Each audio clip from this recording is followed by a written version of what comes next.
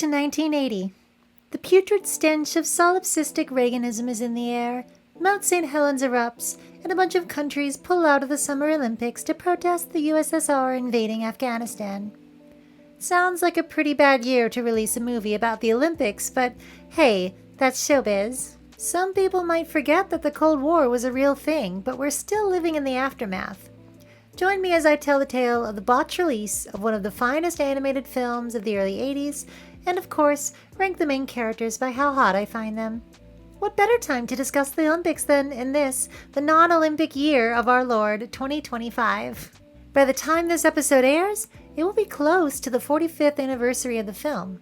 5 years ago, the late, great Cy Sable, aka Mark Merlino, one of the founders of this thing we call Furry, wrote an article for Dogpatch Press to celebrate the 40th anniversary, providing a retrospective of his personal history with the film, including restoration efforts and how it was screened at cons for decades.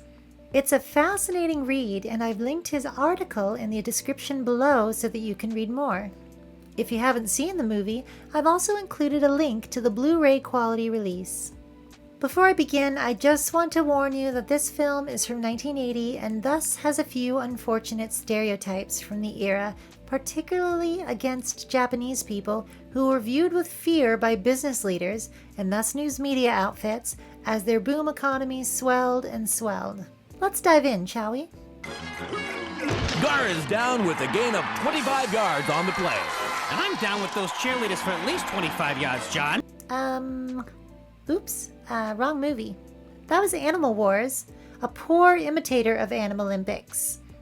And there are other variations on this theme with Peach's 1992 series Zoo Olympics. Schwarzenworm throwing a flawless pose, yes. Oh, yes! Perfect tone in the sternocleidoappendectomy. Superb synchronicity in the maxillobuttical rhomboides. Remarkable. The PS1 game Animal Football. Everything is going so slow. This is not what the spectators wanted to see. And of course, Mondo's Simba Jr. to the World Cup. Now you know where that scene in my opening is from. Animalympics was produced and directed by Steven Lisberger. He would eventually lead the special effects unit at Disney and go on to direct the film TRON in 1982. Just look at this studio logo.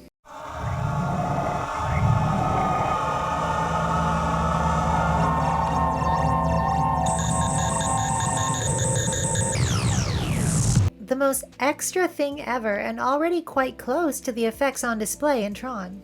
First thing you notice in Animalympics is that it's designed to match broadcast Olympics coverage of the era. And what does that mean? Graphics. Live via satellite. Animalympics. These kinds of interstitials and transitions are kind of a lost art. In the late 70s and early 80s, there was a lot of emphasis on negative space, flashy colors, and shiny. Look at these sunbursts and glow effects. You can almost feel the excitement for a new era of audiovisual art. The graphics are one of the big reasons Animalympics feels so different from other animated movies of the era and after.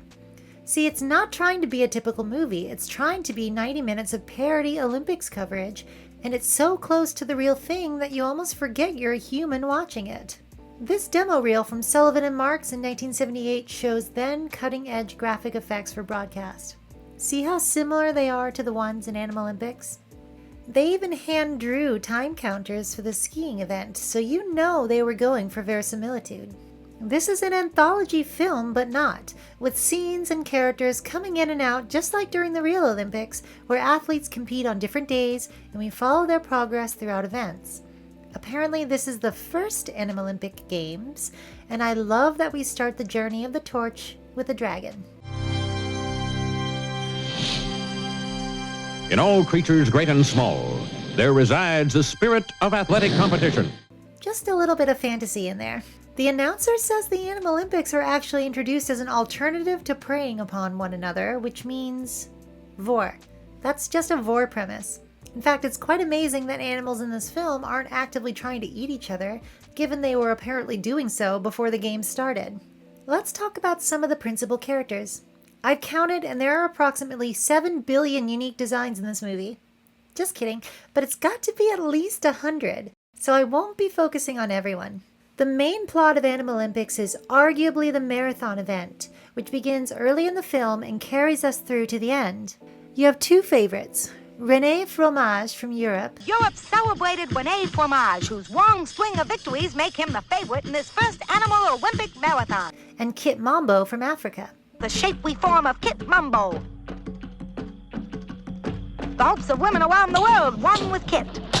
Since no actual country names appear in the film, athletes instead hail from various continents and regions of the world. This was probably done to avoid directly stepping on any toes. Animals who have seen the film know that Kit and Renee fall in love by the end, but Kit clearly knows what she's up to from the beginning. And break his concentration. She's well aware she has a perfect pair of cheeks. And is it possible she already has a bit of a crush on rival René Fromage, famous for not allowing distractions to his running career before the race even begins? One of the film's countless banger songs and animated sequences plays over Renée's runner's high, in which he blocks out the grasping hands of temptation. It's lonely on the track. And it's a lonely road I run. And lonely on the top, too. I love the way the film puts us both in the TV audiences with coverage from a host of news anchor impersonations, but also in the heads and hearts of the athletes. Just look at this little exchange between Kit and Renee just before the marathon begins. You're over to here, old man. Who is she kidding? And the way their thought bubbles long for each other. Just like the real Olympics, profiles of the athletes are also sprinkled here and there throughout the film. Animalympics is also filled with Saturday Night Live impressions, fuck you Nixon, and that's probably because of voice actors like Gilda Radner, one of the original SNL cast members. Let me introduce you to some of the anchors, including the ever-present Barbara Warblers. Hi, I'm Barbara Warblers. What is it about the marathon that generates such excitement? A clear allusion to Barbara Walters' eroticism and a take on the character Baba Wawa, played by Radner on SNL. I can't hate her. She's got pink hair. We also have Michael Fremmer as Henry Hummel and Kissinger impression. Let's go to the ZOO copter and Burnt Woody. Eyeball guy Billy Crystal as Ruggs Turkel with a Howard Cosell voice. If you don't think you're about to witness a gargantuan battle between behemoths here, you are mistaken. Burt Woody as Kent Brockman. Keen Hackshaw, thanks to Harry Shearer. 46 seconds, not bad for Fatso. Next up on the list of cast favorites is athlete Tatiana Tushenko, competing in gymnastics. We follow her backstory and are treated to a number of contemporary magazine covers and newspapers, which are some of my favorite things to see in settings like Animalympics. Zootopia does some of this, but it feels more like real advertising rather than parody in that movie, which I'm not sure I like. To the tune of Mussorgsky's Pictures at an Exhibition, The Hut on Fowl's Legs, Baba Yaga fans rise up, she performs an impressively animated floor routine.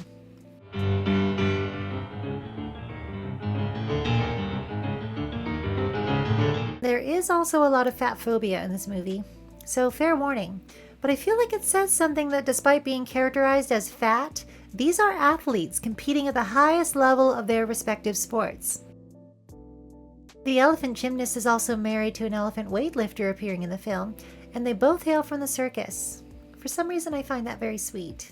Similar to broadcast Olympics, we also get behind-the-scenes vignettes from how the games are broadcast to how the athletes are fed. Very nice hyper-detailed paintings in this bit. This fuels the athletes. Married athletes come up again with Olga Patinsky and Nikita Krolonov, the figure skaters. So cute I could die. From doubles to singles, we jump to Dori Turnell, a flamingo who has been exploited to hell and back during her career, as a reference to what predatory capitalism does to young athletes. She's a great property. Dory has a certain childlike quality that gives her wide audience appeal. I'm gonna make a fortune. Particularly female ones. Just look at her on the cover of Playbird. Next, we have Bolt Jenkins in track and field, born as a handbag and told he would never walk again. What a horrible thought. It's sort of funny that one-off jokes like these always have such vast implications for the world they inhabit. Not only do they make alligator handbags in the world of Animalympics, but they make them out of babies. It's just too bad that no amount of training or reconstructive surgery could cure him of that terrible John Travolta voice. I grew up, in a sewer, It was wet, like in Doc, Check out some of the cuties in this montage. Gorgeous forms on these big boys, and I'll never say no to hyena representation in film, no matter how malign they are. Lest we forget, 1979, a year the film was being produced, included the night disco died, and by died I mean thousands of records were burned during a riot by young white males outraged that a musical genre included prominent gay, black, and Hispanic talent. But Animalympics didn't get the memo. They have an extended disco sequence in the film, which allows our characters to kind of play together a little bit. It's really cute. Again, great graphics in the back here. You can really see how Lisberger went on to make TRON. Next up is soccer, which is a great place to see 12 alpacas and also get a Pele reference. Slalom sees Kurt Woofner get the gold, and then he goes off on a mountain expedition and finds Shangri-La, exclusively populated by female dachshunds who speak only one language, the language of love. In hockey, it's Bears versus Bulls, featuring an insane monologue by the Bear coach. This is the face of the enemy! Casting this very striking silhouette over a projector screen. It always saddens me when bulls are drawn like jowly bulldogs with pig noses, because cows are one of my favorite animals and they deserve to be drawn cute for all they suffer for us. The hockey game is so violent that one of the bears dies. Just kidding, he got better.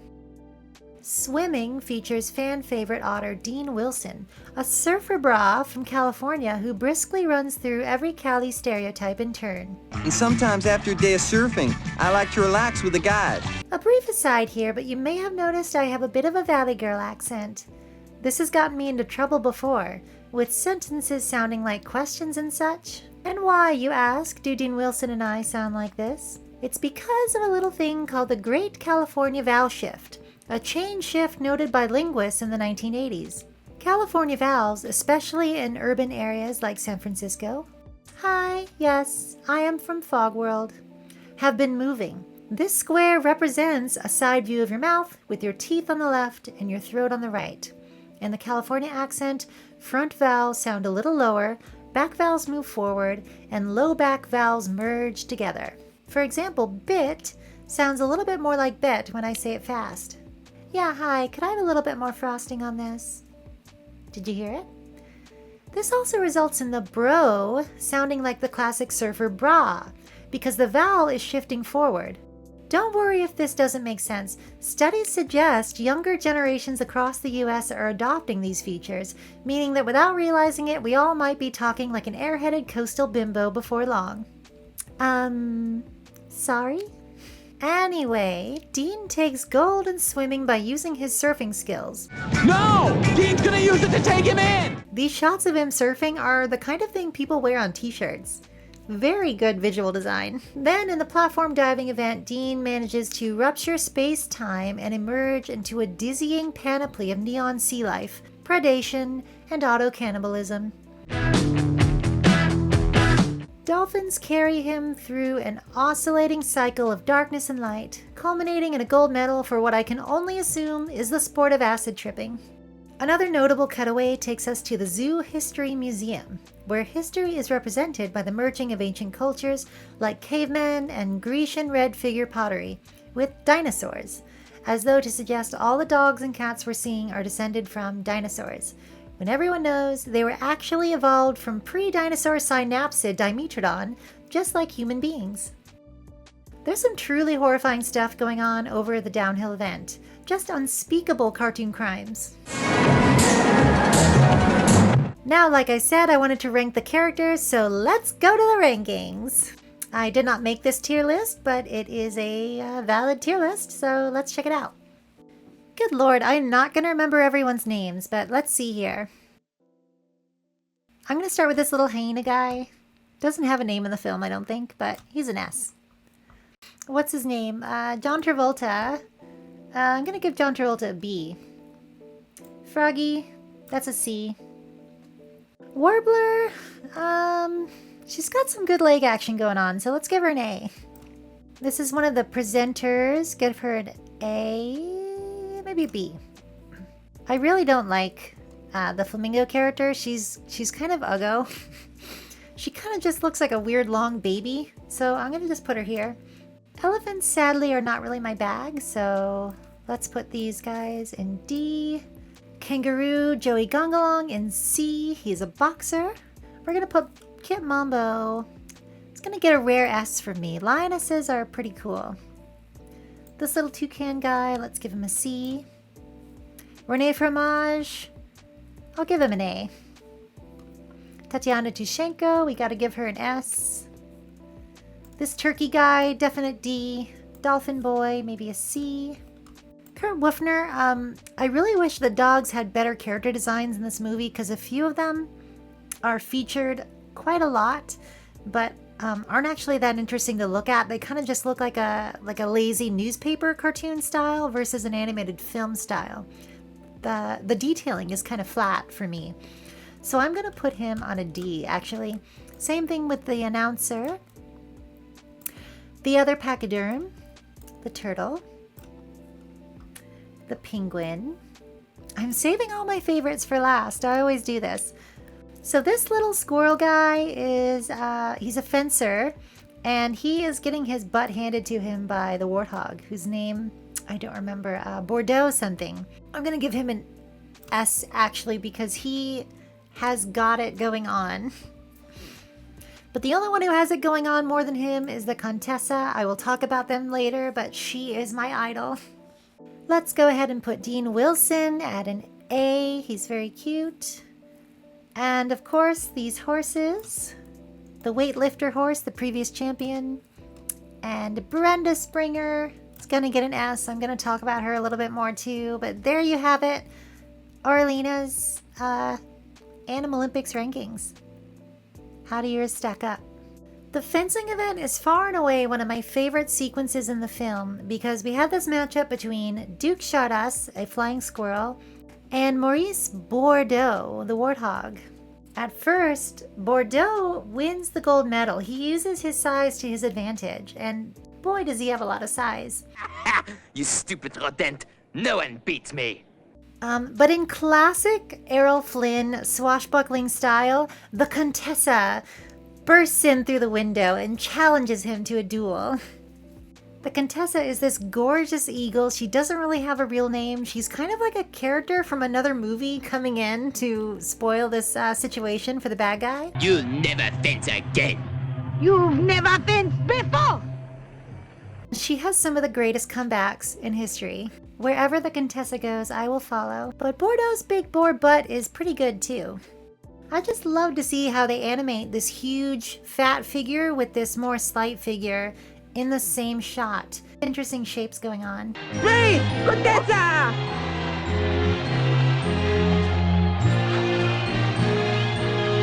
This horse is one of the announcers, and he's an actor. He's in a few scenes that are references to films like The Godfather, Bergman's Seventh Seal, and he's joined by Brenda Springer. I'm standing in front of the slalom course. Brenda Springer pops up throughout the film. Hi, I'm Brenda Springer, and I'll have all the exciting action. And she is the best part of the film. She's animated with love, especially her chest. Looks like North America's gonna have to wait a little longer for a gold medal. She's doing that thing where you sit at your desk and let the high heel hang off the back of your foot. By the way, I'm doing every episode in heels, so you'd better think of my poor little feet before you're mean to me. Brenda Springer is definitely a Springer Spaniel, and she has this palpable excitement throughout the film. The 100-meter dive! She's very bubbly and airheaded. What a cutie pie. I especially like seeing the size difference between her and some of the other announcers. That brings us to this horse, who only appears for like 5 seconds. He's the previous weightlifting champion. He comes out of the stage with a bouquet and his crown on, looking like my father. No, I will not elaborate on that. But then he breaks into this big smile and gives the new champ the crown. It's very cute, having the hooves move the cloak over without fingers. Pretty impressive stuff.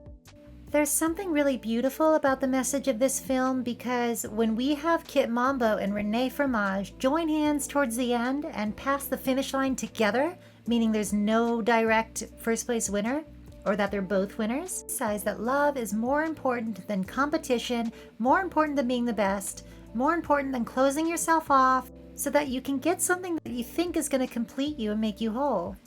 René Fromage is shown to be a pretty lonely guy throughout the film, and it's really nice seeing him get his happy ending with Kit Mambo. Initially, NBC commissioned Lisberger Studios in 1978 for 2-hour-long specials, one for the Winter Olympics and one for the Summer Olympics, both occurring in 1980. Animalympics ended up in the hands of HBO and Showtime only by 1984, who broadcast the theatrical version.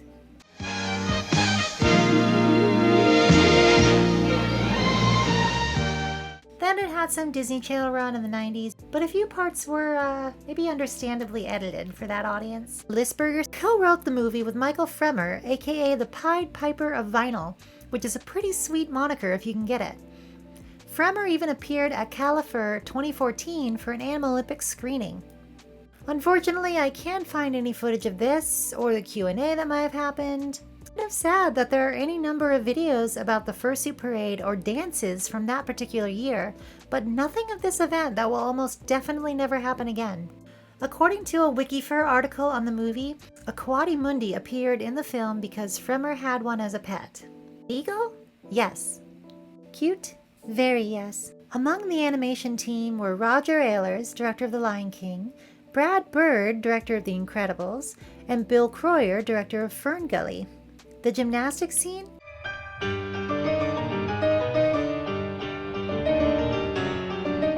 That was Dan Haskett, who designed these characters and these characters. And don't they look amazing together? By the way, Dan Haskett, look him up. Happy Black History Month. The soundtrack, by the way, was written and produced by Graham Gouldman, who performed the tracks himself along with other members of the band 10cc. Let me tell you, this soundtrack slaps. Just about every part of it is a product of its time, yes, but also very, very groovy. With you I can run forever. Give it a listen when you get a chance. Now, let me ask you something. If Animalympics had been merchandised to hell and back, would it be a lost classic, or would it be as obnoxiously omnipresent as most of Disney's back catalog, brought screaming back to life and quote-unquote legitimized by recasting it in glimmering, horror-vacuous CGI? I don't know what's sadder, the fact that media needs to be made with merchandise considerations rather than simply allowed to be art and entertainment, or the fact that these days the kids have been groomed by capitalism to the point where they declare certain pieces of media dead unless they have merch. I, for one, don't think merch makes the movie. Now, on the subject of furries, here's the thing about furry movies. They're made by people. People choose to call themselves furries because of a vested interest in anthropomorphic animals. It's easy to say you're a furry rather than, an anthro enthusiast or a morph spokesperson. Furry feels like a blanket term, so you get people of all stripes coming in to say, well, that's not furry, or this isn't furry, why are you calling it furry? No, of course filmmakers in 1980 were not thinking this is a furry film when they were making it. In fact, people calling themselves furries did not make this film, and look how horny it is. Look at all these titties. You're telling me furries are weird for picking up what these filmmakers were putting down? Nuh-uh. When I call the film furry, it's a term of adoption. It belongs to the fandom because the fandom loves it. Many people outside the fandom can and should love it too, and maybe, just maybe, these people will find these humanized animals a little titillating, even though they would never call themselves a furry. Because, ew, a community of largely queer creatives with a passion for the environment, preservation of species, art, and caring for each other? Sounds like the beginning of a movement that could save the world. Need I remind you that the vast majority of furry conventions are 501c3 charities for specific causes such as animal sanctuaries, nature reserves, veteran organizations, animal therapy, wildlife education, and literacy programs? Our own Little Games Done Quick event practically every other weekend of the year all around the world. At this point, it's more cringe to not be a furry. Furry cons actively promote and support small artists, while comparable anime cons are filled overwhelmingly with dropshippers selling you the same plastic rubbish you can find on Temu 365 days a year without a markup. I'd rather have a furry icon in my mentions than an anime girl icon any day. That's about all I have for today, but I really hope you watch Animalympics when you get a chance. Watch it with a group. It feels a lot like watching the Olympics, where you're pulling for one athlete or another, or just amazed at the physical abilities on display, including, in this case, the physical abilities of the artists. As always, I'd like to thank my wonderful Laserdisc Patreon supporters. For only $5, you too can hear me wear your name around my neck like a medal. So thank you, Tosca, Clotzilla, Neon Tape Your Guts, Kadath, Chrono Flash, Dominic Foxley, Victor the Mewtwo, Kilbaro Khan, JF, Delano Possum, Alex McFall, Joe the English Otter, Silly Scotty Dog, Kooky Trails, Plexel, Stubadub, Crown, Norman Whitetail, Goddle Drury, Princess Isabella, Vera Lycaon, and Miorja. Thanks so much for joining me today, and I'll see you all for the next event. Bye-bye.